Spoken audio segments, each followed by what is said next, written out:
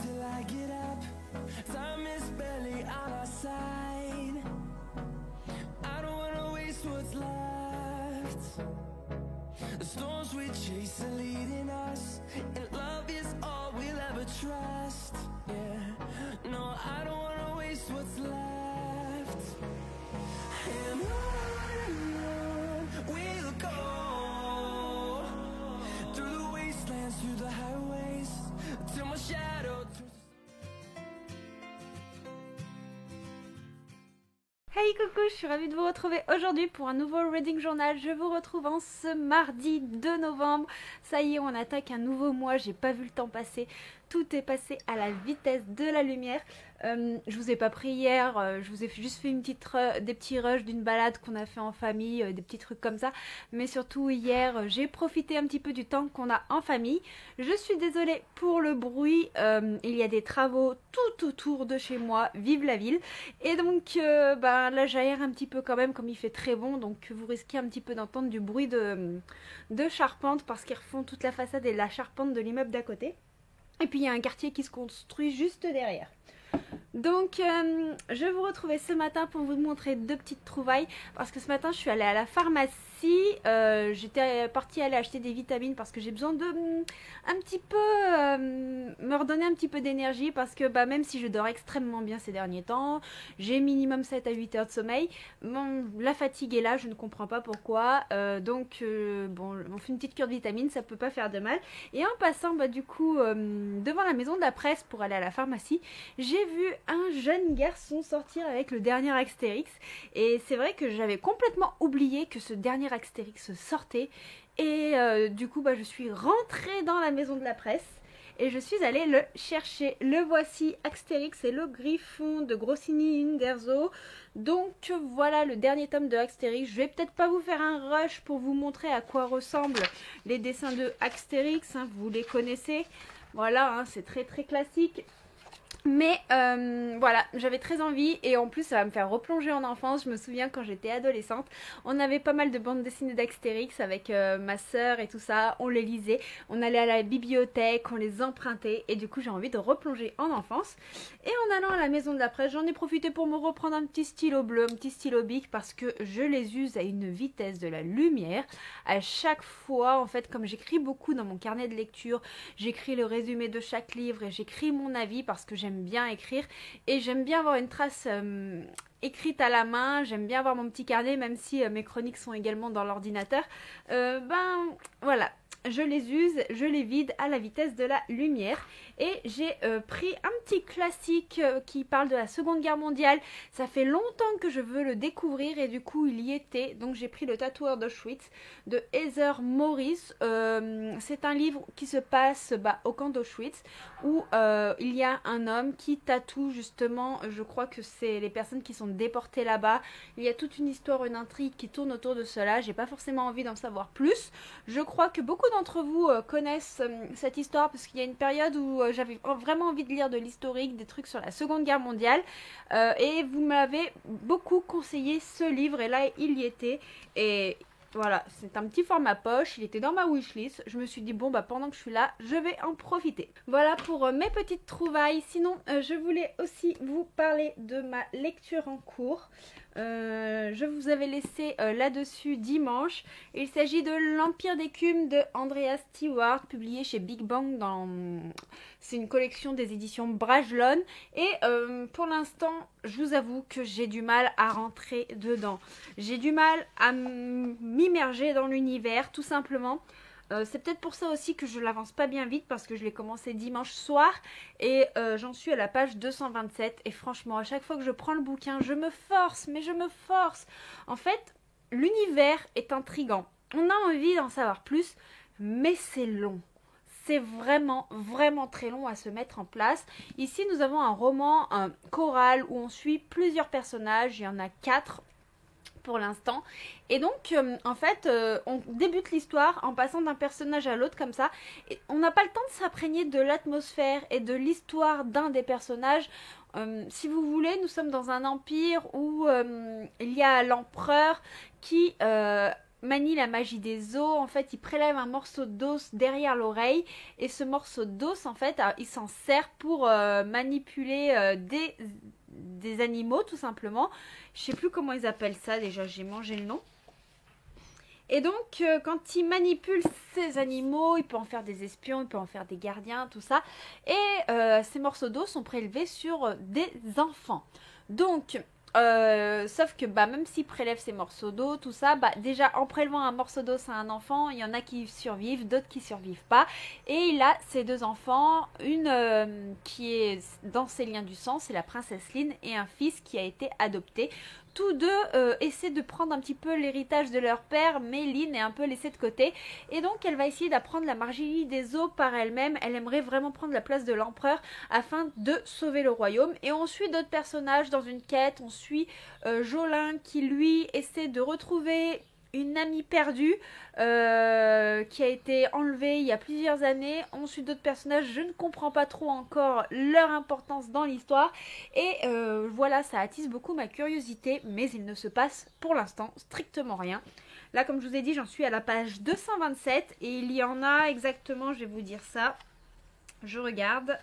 Il y en a 600, donc pour l'instant sur 600 pages, en 227, il ne se passe pas grand chose et je m'ennuie. Donc comme je vous l'ai dit hier en story, enfin hier, c'était la semaine dernière pour vous, je vais continuer, je vais lire 50 à 100 pages de plus. Et si ça se débloque pas, j'abandonne. Comme c'est pas un service presse, que c'est une lecture personnelle, je n'aurai aucun scrupule à l'abandonner s'il me plaît pas, parce que pour moi la lecture doit rester un plaisir. Voilà, je vais vous laisser ici pour l'heure parce que j'ai plein d'autres choses à faire. J'ai pas une trop grosse journée de boulot qui m'attend aujourd'hui, donc je vais en profiter. Surtout que la fin de semaine sera rude. Je travaille encore tout le week-end et je travaille le jour férié qui suit, donc le 8 novembre. Donc je vais profiter un petit peu de cette petite accalmie.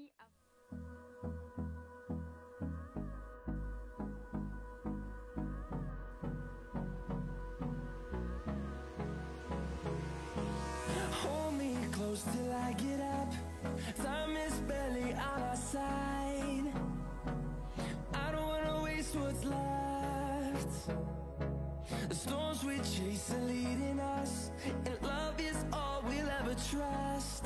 Yeah, no, Hey, je vous reprends un petit peu tardivement, il est 17h30, je vais pas tarder à retourner travailler parce que j'ai quelques changes à faire, les petites aides au repas du soir et les aides au coucher.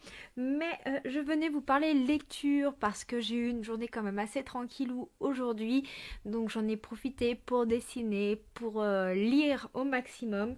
Et donc, je venais vous parler de l'Empire d'écume d'Andreas Stewart. Je vous en ai déjà parlé ce matin et j'ai abandonné. Clairement, je suis arrivée à 50% de ma lecture et je m'ennuyais toujours autant. Il ne se passe vraiment pas grand chose. L'univers est très intéressant, très intriguant. J'aime bien les descriptions en temps normal, ça me dérange pas qu'il y ait quelques lenteurs dans un récit en général, mais là c'était trop. En fait, j'étais obligée de me forcer pour lire et comme la lecture pour moi doit rester un plaisir, j'ai préféré l'abandonner. Donc je peux pas trop vous en dire plus sur ce livre-là. En tout cas, vous, si vous l'avez lu, n'hésitez pas à me dire ce que vous en avez pensé et si vous l'avez aimé. Donc j'ai décidé d'enchaîner avec une petite lecture graphique parce que c'est une lecture sans prise de tête, c'est une lecture qui va tout seul et qui fait du bien. Et tant qu'à ne pas se prendre la tête, avoir besoin de mignonnerie, autant prendre un shoujo. Donc j'ai pris un shoujo de la collection Red Light de chez Pika Édition, c'est les collections épicées. Excusez-moi pour le chien qui aboie, c'est parce que les voisins montent dans la cage d'escalier et quand il fait beaucoup de bruit, le chien pète un plomb. Hiro, ici. Allez viens mon loulou. Allez. Bon, voilà. Ça devrait aller un peu mieux. Allez, viens. Viens. Viens. Voilà. Il est sur mes genoux. Il devrait plus nous embêter pendant ce temps-là. Donc, je vous disais que j'ai décidé d'entamer le second opus de Sensuel Dilemme de Akimi Hata. Et donc, arrête de bouger, toi. Donc, dans ce tome 2, je l'ai clairement préféré. Je trouve qu'on gagne en qualité, on gagne en maturité. Pour la petite histoire, on suit en fait une jeune femme qui est mariée avec son travail, mais ça y est, elle a plus de 30 ans. Et comme elle a plus de 30 ans, elle doit se marier. Du moins, c'est la pression sociale dans l'ère du Japon qui le lui impose. Mais un jeune homme qui est tout juste majeur, enfin qui est majeur, mais ils ont plus de 9 ans d'écart, il est jardinier, tout ça, lui vraiment très amoureux d'elle, il va lui dire, et donc ils vont convenir d'un accord, puisqu'elle elle le trouve trop jeune pour se poser, c'est que ils vont vivre une histoire jusqu'au moment où elle trouvera quelqu'un avec qui faire sa vie, elle va faire de multiples rendez-vous et trouver la perle rare, enfin du moins essayer. Le problème, c'est qu'elle va vraiment développer des sentiments pour ce jeune homme. Donc on la suit à travers ces différentes rencontres, ce jeune homme dans le tome 1. Et donc dans ce tome 2, elle est vraiment les fesses entre deux chaises, comme on dirait. Parce qu'elle ne sait pas comment réagir, elle ne sait pas si elle doit se laisser porter par sa raison, par son cœur. Et cet homme, il est vraiment prêt à tout faire pour elle. Et c'était vraiment, vraiment bien mis en avant. J'ai adoré les graphismes qui sont pleins d'émotions. En tout cas, moi, ils ont réussi à me véhiculer les sentiments des personnages. Et j'ai vraiment, vraiment adoré cela. Donc c'est vraiment un manga que je conseille, franchement, j'ai beaucoup aimé. Je peux pas vous en dire trop parce que c'est un tome 2 et je ne veux absolument pas vous spoiler. Et j'ai commencé un livre que l'on m'a prêté parce que j'aimerais pas trop le faire tarder pour le rendre à la personne qui m'en a donné la lecture. Il s'agit de Une ombre sur l'univers, naissance d'une Nessu de Gwendoline Cachia et c'est chez Nouvelle Plume. Je n'avais encore jamais lu de livre de la maison d'édition et franchement je trouve les écritures très confortable, même si je trouve que les chapitres sont assez particuliers. En fait, quand on commence un nouveau chapitre, on n'a pas forcément une nouvelle page. Je vais vous montrer, par exemple, là voilà, ici on commence le chapitre 5 et ça me perturbe. Mais en tout cas, je suis très curieuse de ce roman. C'est vraiment de la science-fiction, il y a de la romance au milieu et je reviendrai vous en parler quand j'en saurai un petit peu plus. Sur ce, je vais vous laisser, puis bon, on va aller au boulot, hein, il faut bien.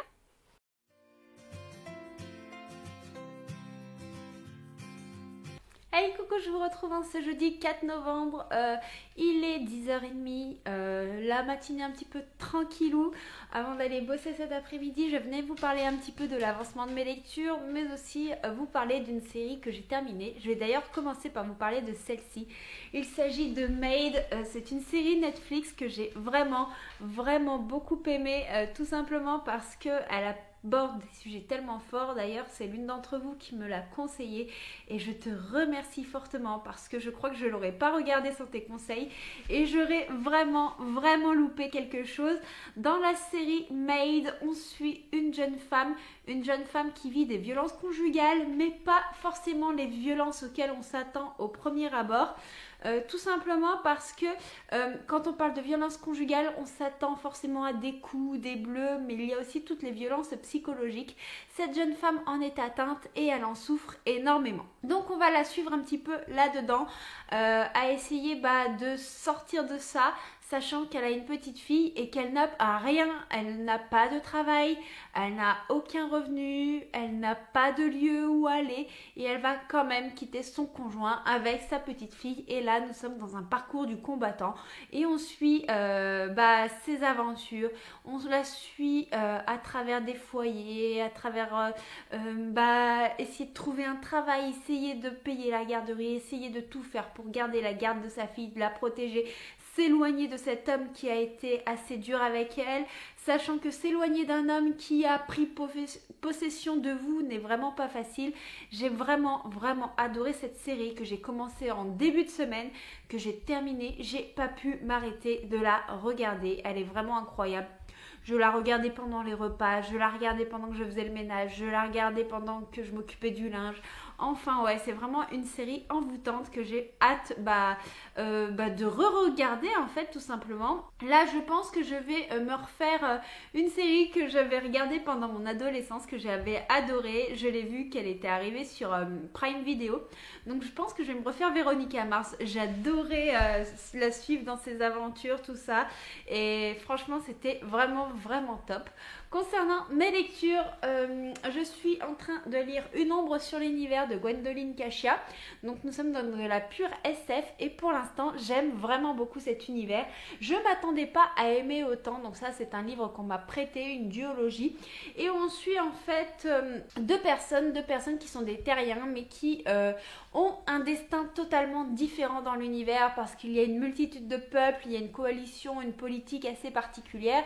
Et donc nous avons, comment il s'appelle déjà? Je me rappelle jamais des prénoms. Nous avons Neville qui est lui commandant d'un vaisseau de l'Union, donc ça fait partie d'une branche de l'armée.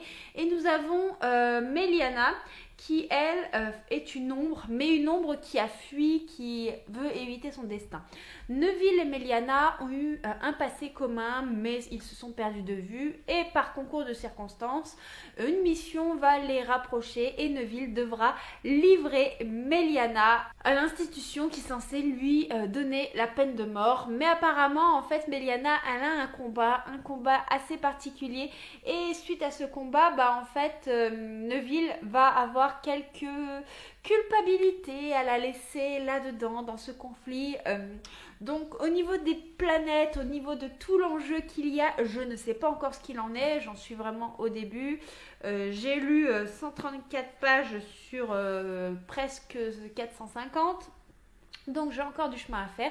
Je m'excuse pour la luminosité, je n'avais pas envie d'installer les spots lumineux dès ce matin. Et là le soleil vient de se cacher, donc l'image a dû vachement s'assombrir. Donc j'espère que ça vous dérangera pas trop. Mais pour l'instant j'aime vraiment beaucoup cet univers, sachant que je suis pas trop science-fiction. Et là je vous avoue que ça passe super bien. Donc ça c'est pour ma lecture papier. J'ai également une lecture numérique qui est en cours. Attendez, je vais essayer de bouger un petit peu l'éclairage. Voilà.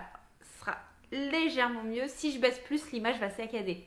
Là, je suis en train de lire Alexia la sanguinaire de Léalie Morgan. Je vous avais parlé du tome 1 que j'avais adoré. J'ai commencé le tome 2 en numérique et j'adore. J'en suis à un peu plus de 50% de ma lecture. Et ce tome 2 a vraiment toute une dynamique très différente. Je ne m'attendais pas à ça. Je vous avoue que je me suis pas non plus plongée dans le résumé plus que ça, étant donné que j'avais bien aimé le tome 1 et puis parfois les résumés en disent trop, alors ça m'énerve. Donc nous retrouvons Alexia, une vampire qui est assez peu commune, qui a des caractéristiques, on va dire, qui sont pas ordinaires pour un vampire et qui est assez sanguinaire comme le dit le nom. Et nous la retrouvons du coup dans son environnement, nous la retrouvons face à ses peines, face à ses difficultés et elle se retrouve vraiment en très mauvaise posture. Tout cela avec de la romance, tout cela avec l'univers vampirique et j'adore. Je reviendrai vous en parler avec plus de précision quand je l'aurai terminé. Voilà pour ce matin, je vais vous laisser ici, je vais replonger un petit peu dans mes lectures, je vais boire ma petite tasse de thé et puis je reviendrai vous parler quand j'aurai matière, suite à mes lectures, de revenir blablater, de compléter un petit peu tous ces avis. Till I get up, time is barely on our side. I don't wanna waste what's left. The storms we chase are leading. Il est 9h20, là je suis en tenue parce que je vais aller à la librairie. Hier j'ai reçu un message de ma libraire pour me dire que ma commande était arrivée et j'ai trop hâte de la récupérer. C'est une commande que j'avais fait fin septembre, c'était pour les sorties du mois d'octobre, certaines ont été repoussées, certaines étaient fin octobre. La semaine dernière ils n'avaient pas reçu le premier tome de From Blood and Ash de Jennifer Armentrout, je vais y arriver à le dire. Donc en français c'est de sang et de cendre. Donc j'espère qu'il est arrivé et en même temps aujourd'hui nous sommes quoi? Le 5 novembre. Qu'est-ce que sort le 5 novembre? Il sort tout simplement le dernier tome de ACOTAR. Donc j'espère à tout prix que j'ai ces deux tomes qui sont arrivés, qu'il n'y en a pas qu'un seul sur les deux. Donc bon, réponse dans quelques instants pour vous. Puis bon, moi je vais prendre la voiture, on va rouler un petit quart d'heure et puis je vous dirai ça très vite. Hold me close till I get up. Time is barely on our side. I don't wanna waste what's left. The storms we chase are leading us, and love is all we'll ever trust. Hey, je vous reprends, il est 10h20, je suis revenue de la librairie, j'ai eu quelques craquages. J'espère qu'au niveau de la luminosité et de l'image, ça ira, que ça ne pixelisera pas trop parce que honnêtement, j'avais pas envie de sortir tous les spots lumineux et la luminosité est réellement pourrie. Du coup, je me suis mis en mode automatique. Mais le problème du mode automatique, c'est qu'il y a trop d'ISO et donc ça dénature totalement la qualité de l'image. Bref, j'étais venue vous montrer mes petites trouvailles à la librairie. Alors sur ce que j'ai commandé, il n'y avait que le Jennifer L. Armentrout. Le dernier tome d'Acotar n'était pas encore arrivé. Ils espèrent l'avoir dans la journée. Mais le problème, c'est qu'avec la pénurie de bois et de production de papier, ils ont pas mal de retard dans les livraisons. Donc je croise les doigts pour qu'il l'ait dans la journée, comme ça je pourrais aller le chercher non pas lundi, mardi. J'aurais aimé l'avoir avant, mais bon, mardi je serai en repos. À la rigueur, si j'y vais le mardi matin, je peux me lancer dedans juste après. Voilà. Donc j'ai reçu du coup le tant attendu de Le sang et la cendre de Jennifer L. Armentrout de chez De Saxus. Je l'ouvrirai juste après et puis je vous montrerai un petit peu la beauté de ce bébé que j'attendais avec beaucoup d'impatience. Et du coup, bon, certes, il n'y avait pas ce que j'avais demandé, mais ils avaient le tome 5 de la boîte à musique de J.G. Carbone, publié chez Dupuis. Vous savez à quel point j'aime beaucoup cette bande dessinée. Les graphismes sont absolument magnifiques, hyper bien travaillés. Enfin, moi à chaque fois j'en prends plein les yeux avec cette bande dessinée jeunesse. Et comme j'ai lu le tome 4 récemment pour me mettre à jour, forcément, il fallait que je prenne cette nouvelle sortie. Et il y a une saga de manga qui a déjà pas mal de tomes d'avancée, mais c'est une saga qui me tentait énormément de par sa thématique. Du coup, j'ai pris The Perfect World. Ils avaient les 6 premiers tomes. J'ai pris que le premier pour d'abord lire le premier, savoir si j'aime avant d'acheter la suite. De Perfect World de Ri Aoga. Et du coup, nous sommes dans une romance avec un personnage handicapé. Moi, vous savez que c'est une thématique qui me touche beaucoup, qui m'intéresse et que j'aime lire énormément, que ce soit en graphique ou en roman. Donc bon, j'espère que ce tome-ci me plaira. Voilà pour ce qu'il en est de ce que j'ai pris. Ils avaient vraiment beaucoup de choses qui me tentaient, notamment les éditions illustrées de Harry Potter que je trouvais vraiment incroyables. Mais en fait, bon, ça a un coût. Et honnêtement, ils avaient les 3 premiers tomes, je crois, en version illustrée. Et je n'avais pas les moyens de me les prendre, tout simplement. Donc bon, je me suis résolue à les laisser sur place. Mais mon cœur s'est totalement déchiré. Enfin, c'est Harry Potter, quoi. Voilà pour mes petites trouvailles du jour. Sur ce, je vais vous laisser. Ah non! Hier, j'ai terminé Alexia la sanguinaire, le tome 2 de Léa Lee Morgan. Et j'ai totalement adoré ma lecture. Alors, c'est pas un coup de cœur, mais j'ai passé un excellent moment. Alors, on retrouve Alexia, cette vampire peu commune, qui a les yeux qui changent de couleur quand elle est assoiffée, tout ça. En fait, on va la retrouver plutôt 10 ans après, là où on l'avait quittée dans le tome 1. Et elle va être tiraillée entre ses sentiments, son devoir, ses besoins. C'est un tome 2 qui a vraiment beaucoup d'action. C'est un tome 2 très palpitant. Il y a encore beaucoup de rebondissements et il y en a tellement que c'est hyper dur finalement de vous raconter en fait tout simplement cette histoire. Si vous voulez, dans le tome 1 on la suit, puis il y a un clan ennemi à son clan, donc elle va tout faire pour essayer de le débusquer, mais elle va morfler en même temps et elle va faire la rencontre d'un chasseur de vampires.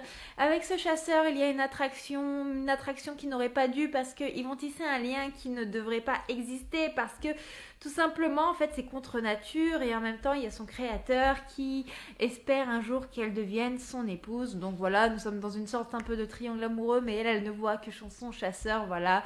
Et donc dans le tome 2 nous suivons Alexia 10 ans après toutes les péripéties du tome 1. Il s'est passé beaucoup de choses, beaucoup de remises en question, beaucoup de souffrances, et j'ai vraiment beaucoup aimé ce tome que j'ai trouvé palpitant, plein de rebondissements. La plume de Léa Lee Morgan, elle nous rembarque, elle nous réimmerge immédiatement dans ce récit.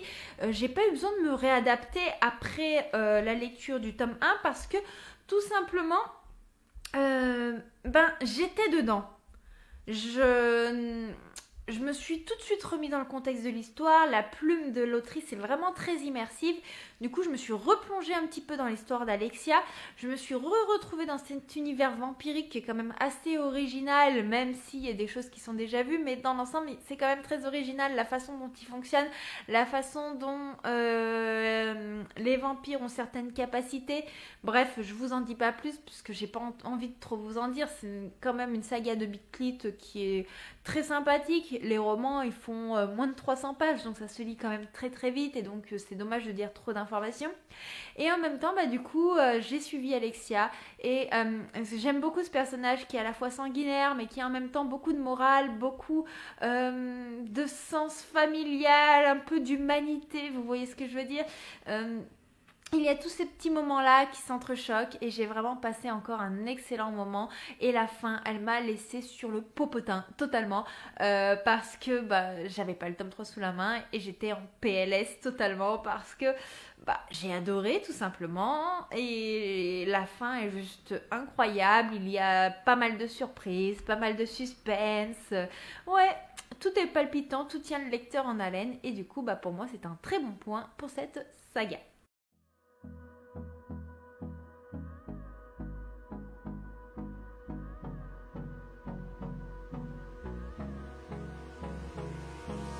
Hold me close till I get up. Time is barely on our side. I don't wanna waste what's left. The storms we chase are leading us, and love is all we'll ever trust. Yeah, no, I don't wanna waste what's left. And on we'll go, through the wastelands, through the highways, till my shadow turns to sun rays. And on we'll go, through the wastelands, through the highways. And on we'll go.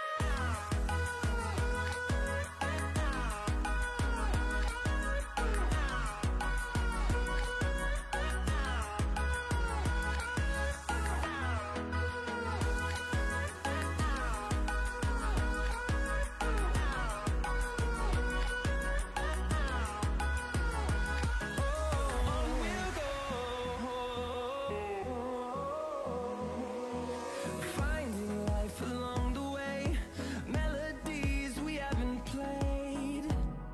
No, I don't want no rest.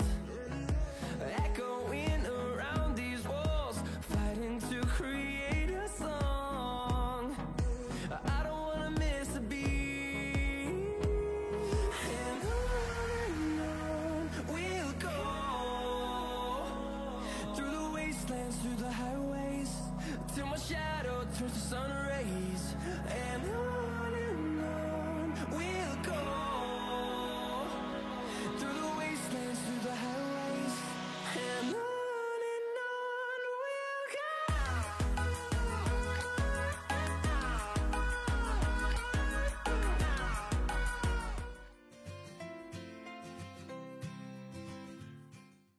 Hey coucou, je vous reprends presque une semaine après, enfin même c'est sûr une semaine après, on est le 12 novembre.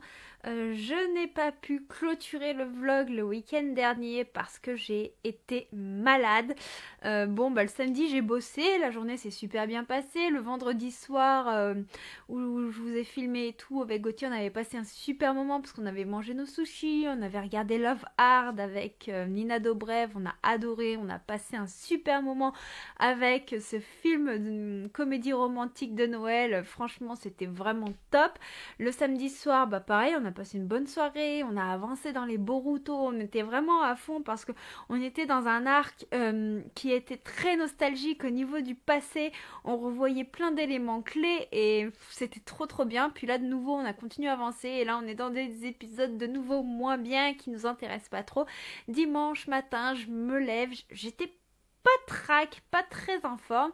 Et en fait, j'avais de la fièvre et j'ai été prise de vomissements au travail. Donc j'ai dû rentrer et je me suis reposée. Lundi, je suis allée au médecin. Du coup, bon, c'était bien une petite gastro. Et je me suis reposée encore en début de semaine. Aujourd'hui, je viens clôturer ces vlogs tout simplement parce que ça va mieux. Et en même temps, j'ai quelques trucs à vous montrer. Niveau lecture, j'ai pas trop lu parce que comme j'étais pas très en forme, c'était un petit peu dur. J'ai quand même terminé Une ombre sur l'univers de Gwendoline Cachia de chez Nouvelle Plume et j'ai passé un excellent moment lecture. Je vous refais pas le résumé parce qu'il me semble que je vous l'avais déjà fait, mais ce roman était vraiment sympa. J'ai trouvé qu'en fait on a une narration très dynamique du fait qu'on a des chapitres très courts, qu'on alterne entre les différents points de vue et en même temps, c'est une histoire de science-fiction qui est très très romancée. Le fait que ce soit romancé, justement, ça permet de nous immerger, ça permet de casser ce côté science-fiction avec ces termes qui paraissent par moments un peu compliqués et qui nous submergent. Là, non, pas du tout. En fait, on est submergé dans l'histoire des personnages, on est submergé dans les complots politiques, on est curieux, on essaie de comprendre et en même temps, avec la fluidité qui existe entre tous ces points de vue, ça permet de mieux comprendre. Le seul truc que je regrette un petit peu, c'est qu'on n'a pas trop de suspense parce que les points de vue nous en dévoilent justement beaucoup. Après, la façon dont ça se termine, j'ai trouvé ça très très original, même si j'ai vu voir des choses venir. Et donc j'ai vraiment hâte de me plonger dans le second tome. Je vous en dis pas trop parce que je l'ai terminé samedi dernier et donc ma mémoire n'est plus aussi fraîche et j'ai pas forcément envie de relire mon avis sur mon cahier de lecture pour vous en parler. Vraiment à tête reposée. J'ai lu en numérique Il me fait craquer de Emily Jurius, où là on suit Marine qui est une écrivaine. Elle fait éditer ses romans dans une grande maison d'édition, elle est très connue, mais là son éditrice va refuser un de ses manuscrits. Qu'est-ce qui va se passer? Elle va se dire j'en ai marre, je vais le faire en auto-édition et pour ça elle va rechercher le mannequin parfait pour sa couverture. Avec ce mannequin, elle va tisser des liens, il va y avoir une relation un petit peu par correspondance qui va se créer, mais Marine est une écrivaine très secrète qui ne veut pas forcément se montrer et lui il veut la pousser dans ses retranchements. Donc on est dans une histoire de relation slow burn à distance jusqu'au moment où il va y avoir la rencontre. J'ai trouvé ce roman très sympathique, même si il m'a un peu déçue, il m'a laissé un peu mitigée parce que je m'attendais pas du tout à ça. On a des thématiques très très fortes qui sont employées dans le roman, qui vont toucher à la famille, qui vont toucher à tout ce qui est aux classes sociales, aux difficultés de la vie, et ces thématiques là elles ne sont pas assez creusées, elles sont juste survolées dans le roman et ça m'a un petit peu dérangée. Par contre, le côté de la relation fait très très réel. Pourquoi? Parce qu'en fait on a une narration très intéressante où on a une opposition entre les deux points de vue masculin-féminin, donc c'est quand même assez classique en romance, et cette opposition est très intéressante parce qu'on apprend à connaître les personnages. Moi personnellement j'ai pas matché avec le personnage masculin que j'ai trouvé un peu trop égoïste. Dans l'ensemble, la relation entre les personnages se tisse tout doucement avec cette relation par correspondance qui dure un certain temps et après on a la rencontre, mais il faut savoir que les 3/4 du roman se déroulent à distance entre ces deux personnages. Donc ça donne une dimension qui est quand même assez réelle, assez sympa, c'est quand même une belle histoire d'amour, même si moi j'en attendais un peu plus. Ensuite, hier soir, j'ai commencé et j'ai terminé ce matin Perfect World de Ri Haruga, le tome 1, publié aux éditions Akata, et ça a été vraiment une excellente lecture manga. C'est pour moi un manga qu'il faut mettre dans toutes les mains. Bien entendu, à partir de 12 ans, pas avant parce que ce n'est clairement pas adapté. Donc ici on est dans un shoujo qui va parler de handicap. On va suivre Kawana et Ayukawa qui se sont connus pendant leurs études. C'est un amour de jeunesse qui ne se n'est pas je vais y arriver à parler, qui ne s'est pas concrétisé. Et ils vont se retrouver dans de drôles de circonstances, ils vont travailler ensemble. Et Kawana va avoir une surprise en constatant que Ayukawa est handicapé. Excusez-moi, je regarde les prénoms parce que je n'arrive pas à les enregistrer et ils sont durs pour moi à prononcer. D'ailleurs, je m'excuse si je les écorche un petit peu trop.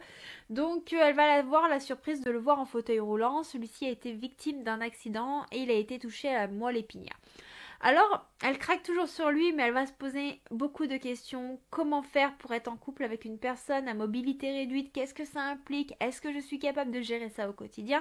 Et en même temps, il y a la force des sentiments qui est là. Et j'ai beaucoup aimé ce shoujo. Pourquoi? Parce qu'il va aborder le handicap de façon à mettre en relief les difficultés de celui-ci, que ce soit dans les lieux publics, dans le regard des autres, dans la psychologie que l'on a à accepter un handicap qui nous arrive comme ça, à accepter sa différence. Et en même temps, notre héroïne va découvrir aussi ce que ça implique d'être une personne en situation de mobilité réduite.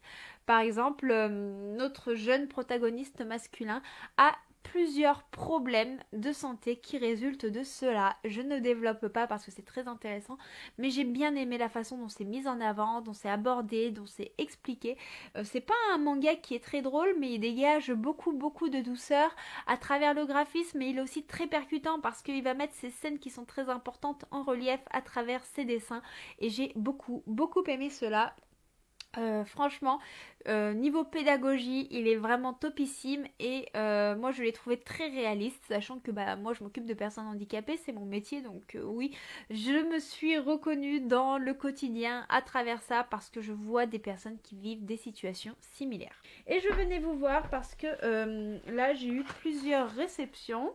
Donc je vais vous montrer, il y a un carton qui est ouvert parce que Gauthier attendait aussi un colis, et comme tous les colis étaient à mon nom, il cherchait lequel était le sien. Donc je vais commencer par ce premier carton pour vous montrer mes petites réceptions. Alors, bien entendu, c'est des réceptions craquage, hein. Il n'y a aucun service presse. J'ai reçu du coup le tant attendu God of Love de Eugénie Dillens, publié chez Hugo, collection du romance, en format poche. Il est absolument magnifique. Donc ici, nous sommes dans une histoire qui va toucher à la mythologie, une histoire d'amour qui me tente beaucoup. Je me souviens plus du résumé, donc je vais vous le lire. Eros, c'est l'amour. C'est une histoire qui dure. Cela fait des millénaires qu'il insuffle aux âmes meurtries et leur redonne goût à la vie, laissant des esprits soulagés dans son sillage. Il est fait pour ça. Il est né pour ça. Ironiquement, ce sentiment lui est pourtant interdit. Alors, à force d'assister aux histoires des autres, c'est presque par nécessité qu'il vole au secours des cas les plus désespérés pour leur apporter ce que lui ne pourra jamais vivre. Lorsqu'il rencontre Kaléa, il sent qu'il est à même de lui procurer l'aide dont elle a besoin. Le cœur brisé, la jeune femme refuse farouchement de se laisser bercer par ses beaux mots et sa voix envoûtante. L'affaire de nouveau aimé devient un défi personnel qu'Eros est prêt à relever, peu importe le prix. Mais si, avant de guérir le cœur des autres, Eros devait avant tout apaiser le sien. Voilà, donc j'ai vraiment hâte de le découvrir. Ensuite, j'ai reçu un autre livre du coup de romance chez Hugo. Cette fois-ci, on est sur un format broché. Can't Help Falling In de Alicia Garnier. Et donc là, c'est pareil, nous sommes dans une histoire de reconstruction avec un acteur qui, lui, est en train de tout perdre parce qu'il pète un petit peu les plombs. Il va retourner un petit peu dans sa famille, un petit peu sous la menace de son manager. Et là-bas, il va rencontrer la voisine. Cette voisine qui, elle aussi, a des démons. Et ensemble, ils vont se reconstruire. C'est un résumé très bateau, mais il me tentait énormément. J'ai vu de très bons avis. Apparemment, ce roman dégage beaucoup d'émotions et j'ai hâte de le lire. Il fait quand même... je vais vous dire ça... Oui, il fait quand même 500 pages. Je ne m'attendais pas à ce qu'il soit aussi gros. Voilà pour les romans. J'attendais 2 petits mangas pour lesquels j'ai craqué. Donc, j'ouvre ça. Ah non, ça c'est pas le manga que j'attendais. Non, ça c'est un cadeau de Noël pour ma mère. Donc, je ne vous le montre pas. Et donc là, ça devrait être le manga. Au moins un des mangas. Hop là. Ah bah c'est les 2 mangas. Ils ont mis les 2 dans ce carton là. Donc j'ai pris la suite de Sensuel Dilemme de Aki Miyata parce que j'aime beaucoup ce shoujo. Enfin c'est un shoujo qui est quand même adulte puisqu'il est dans la collection Red Light de chez Pika. J'ai vraiment hâte de lire la suite. J'aime beaucoup cette couverture. Il va falloir que j'enlève ce petit truc. C'est très moche. Et j'ai pris la suite d'un manga que j'ai beaucoup aimé qui parle également de handicap, mais cette fois-ci de handicap qui va toucher à la surdité. Donc c'est comme les autres de Nojin Yuki, pardon. Mais c'est quoi ça? La couverture, elle est destroy. Regardez-moi ça. C'est génial. Recevoir une jaquette aussi abîmée alors qu'on vient de commander. Je suis dégoûtée. Mais même la couverture ici, elle a été touchée. Je sais pas si vous voyez. Je suis dégoûtée. Donc ouais, c'est un manga qui parle de surdité, une jeune fille qui va craquer sur un garçon, mais celui-ci est malentendant et elle va essayer de faire bien les choses, mais elle va mal le comprendre et il va essayer de lui faire comprendre certaines notions. Et j'avais beaucoup aimé ça, donc voilà pour mes petites réceptions. Je vais vous laisser ici pour aujourd'hui. J'attends d'autres petites réceptions et tout ça. Je vous montrerai ça sûrement dans le vlog prochain ou sinon en story Instagram selon comment les choses se découlent. Et puis comme d'habitude, n'hésitez pas à liker, commenter, partager parce que ça permet de faire vivre la chaîne. Et puis moi j'adore papoter avec vous. Et je vous fais plein de bisous et je vous dis à très vite. Ciao ciao.